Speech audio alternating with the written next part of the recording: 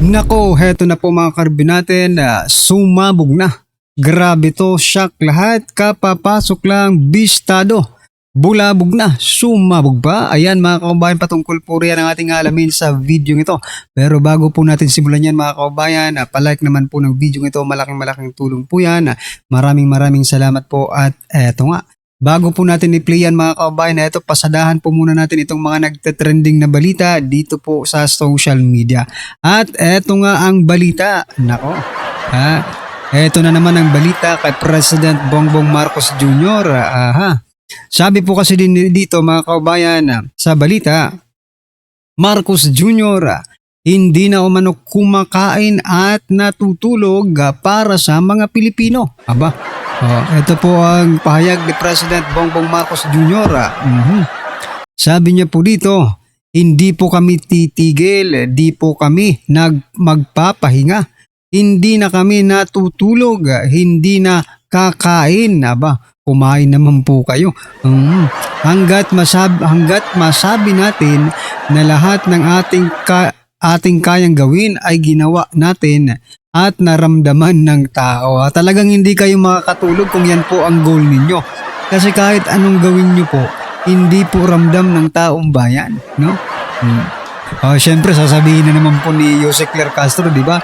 Pag magbalita yan si Jose Cler Castro, ang Pangulo po ay nagtatrabaho. Masipag po ang Pangulo, hindi na po natutulog ang Pangulo, kulang sa pahinga ang Pangulo. Di ba? Yan po kasi yun po ang kasunod ng mga balitang ito. Pag si Cler Castro na po ang nagbalita, ganun na ganun mga kababayan ang kanyang mga lengguwahe. Para bagang gusto niya tayong maawa sa Pangulo.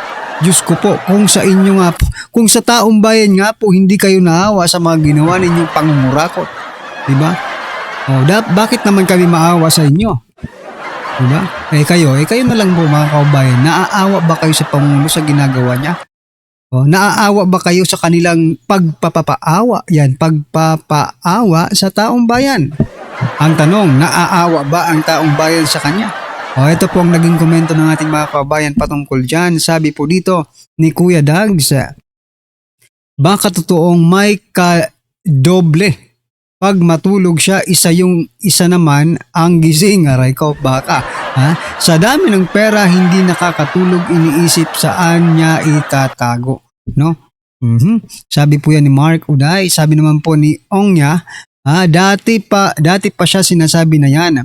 Kaya pala minsan nawawala. Aray ko po.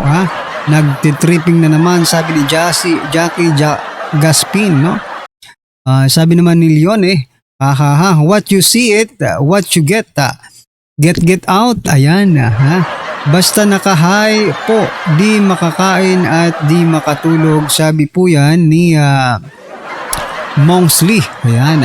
Sabi naman po dito ni Tornado, syempre, makakain ka ba at makakatulog ka kung nakapulburon ka pa?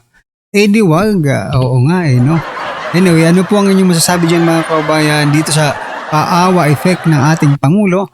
Just comment down below mga karibyo natin. At eto, pasadahan naman po natin itong isang vlogger ng mga dilawan mga kababayan. Kinumbinsi. Eto po na parang nakikiusap na ito mga kababayan. Eto po, sabi po kasi dito ni Jesus Palses, ayan sa mga Marcos loyalista na gustong makita tumakbo si Leni for President sa 2028, baka pwede gumawa kayo ng solid north for Leni. Huwag ninyo antayin endorsement ni BBM kasi tayong botanteng Pilipino ang dapat gumalaw for our future. Ayan mga kababayan. Ang tanong nga mga kababayan, meron pa bang naniniwala kay Leni Robredo? Parang si BBM lang dito mga kababayan. Talagang ngayon pa lang mga kababayan, very si Jesus Palses, no? Attorney ito mga kababayan nangangampanya na po siya ngayon pa lang. Okay? So, ang masasabi ko lang, nagsalita na po si Leni Robredo na hindi po siya tatakbo sa national position mga kababayan. Pero itong mga alipores niya, mga pinklawan, gusto pang mambudol ng mga taga-norte. Kung eto lang ang masasabi ko mga kabayan sa mga Marcos loyalist, no, sa mga Solid North.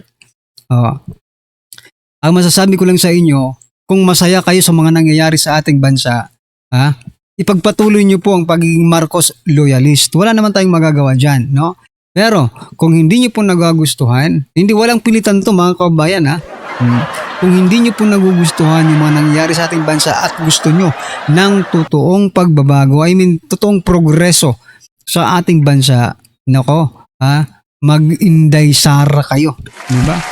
Kasi pag mag-Lenny kayo, baka mas lalong lumala ang ating bansa mga kabayan. Sa sobrang talino. O mga attorney ito mga kabayan, mga attorney po ito. Alright, ito pong naging komento ng ating mga kababayan patungkol dyan. Sabi po dito ni Upline Lerica, no? Nay, tama na, pahinga ka na. Yan, pahinga ka na daw. Sabi naman po ni Jess, para paramihan ng signature, tay kami naman versus nay kami naman. Tingnan natin sinong pinakamarami. Correct. Mga loyalista nga. Ready na ba kayo? Sabi po ni James. Ayan, mga loyalista nga. Ang ganda, palagi nga natin gamitin yan mga kaubayan, no? Tayo pong mga vlogger sa mga makapanood po nito mga kaubayan. Gamitin nga po natin itong lingwaheng ito mula po kay James Anthony Canque. Sabi niya po mga loyalista nga. Ang gandang pakinggan di ba? It sounds like a music, no? Sabi po dito ni Erwin, kala ko magpa-signature campaign si Gab Pineda. Sorry Falsis, for Senator Risa Hontiveros kami. Sorry Falsis, kay Senator Risa Hontiveros kami. Para 2028 siguradong presidente si BP Sara. Ayun pala, akala ko ba naman kay Risa talaga sila, no? Anyway, ano pong inyong masasabi dyan mga kababayan? Just comment down below dito po sa isang attorney dilawang ito. Sabi nga nung isang vlogger no, yung mataba na nag-aano ng mga flood control. Iyak na ang bayot. Ayan na. Anyway, ano pong inyong opinion dyan? Just comment down below. At eto, pasadahan na po natin yung video. Pasok ka. Habang papalapit ang 2020. I-forward lang po natin mga kawain para mas maintindihan po natin, no? Teka, dito. Para wala nga nakataksi, hiningi nyo pa At that moment, tsaka nyo pa hiningi. Amlak, aliga nga kayo. BIR, liga nga kayo. Ikaw, Trillanes, isa ka pa. Aliga nga kayo, ibigay nyo nga sa amin ngayon yung mga ebidensya nyo. Ang tawag na dyan, trial. Kaya nga, di ba, yan na sinasabi, mini trial na yan. Kasi, ang labo nung ganong klaseng usapin. Ang labo ho nun. So dyan pa lang, maling-mali na yung prosesong ginagawa ng Kamara. Ito tanong mga kababayan. Bobo ba yung mga yan? Hindi. Bakit nila ginagawa? Hindi ako sa naniniwala ko Marami namang hindi bobo dyan Nagbobobobobohan. Pero bakit nila ginagawa ngayon? Alam nyo kung bakit? Alam kasi nila na walang mangyayari sa impeachment na ito dahil lahat ng mga inaakusa kay VP Sara Duterte ay sablay. It's either fabricated, it's either malicious, or talagang peke. Halimbawa na nga lang kay Madriaga Kita natin, di ba? Pansinin ninyo. Palpak sila kay Madriaga. Lipat sila ngayon sa ibang issue. SALN, AMLAC. Kasi nga palpak Nakikita ninyo? So, anong ibig ko sabihin? Simple lang. Alam nilang walang mangyayari sa impeachment na ito. Maaari, baka nga sabi nung iba, baka nga doon pa lang sa Kamara, wala nang bumoto dyan. Hindi na umabot doon sa ina-expect nilang numbers. Baka, sabi. Pero posible rin naman, ma-impeach na dyan sa Kamara si VP Sara Duterte, pero pagdating sa Senate, sunog lahat ng kanilang ebidensya. Bakit? Yan ang ating pag-uusapan ngayon. Diba? Halimbawa na nga lang po yung kanilang akusasyon regarding doon sa SALN. Diba? Yung sa SALN. Ipakita natin Ito.